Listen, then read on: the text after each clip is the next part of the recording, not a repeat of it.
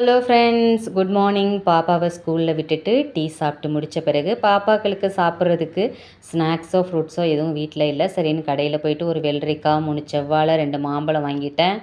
பிறகு பார்த்திங்கன்னா evening snacks செஞ்சு கொடுக்கலாமேன்னு சொல்லிட்டு ராகி சேமியாவும் மசாலா பொரி செய்யலாமேன்னு சொல்லிட்டு பொரி பாக்கெட்டும் மிச்சரும் வாங்கிட்டு வந்தேன். பிறகு செடிகளுக்கு தண்ணி ஊற்றலான்னு சொல்லிட்டு தண்ணி ஊற்றிட்டு பார்த்தா இலையெல்லாம் லைட்டாக பழுக்குது. கொஞ்சம் ஜாஸ்தியாக தண்ணி ஊற்றுறோமா என்னன்னு தெரியல. பிறகு காலை டிஃபன் என்னென்னு பார்த்தீங்கன்னா, இன்றைக்கி தோசையும் இட்லி மிளகாய் பொடியும் தான் பாப்பாக்களுக்கு செஞ்சு கொடுத்தேன். பிறகு எனக்கு என்ன சாப்பாடுன்னு பார்த்தீங்கன்னா, பாப்பா காலைல ஸ்கூல் போகும்போது ஒரு தோசையை மிச்சம் வச்சுட்டாங்க.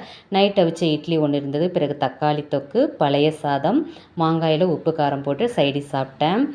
இது அம்மா கொடுத்து விட்ட உளுந்து தாங்க. லீவுக்கு ஊருக்கு போயிட்டோம், செய்ய முடியலை. ஆனால் நல்லா இருக்குது. பட் ஸ்மெல் பண்ணி பார்த்தா ஒரு மாதிரி ஸ்மெல் வருது. இவ்வளோ இருக்குது, என்ன செய்ய போகிறேன்னு தெரியல. ஓகே ஃப்ரெண்ட்ஸ், லஞ்சுக்கு எல்லா காய்கறியும் வெட்ட ஆரம்பிச்சிட்டேன். பாய்.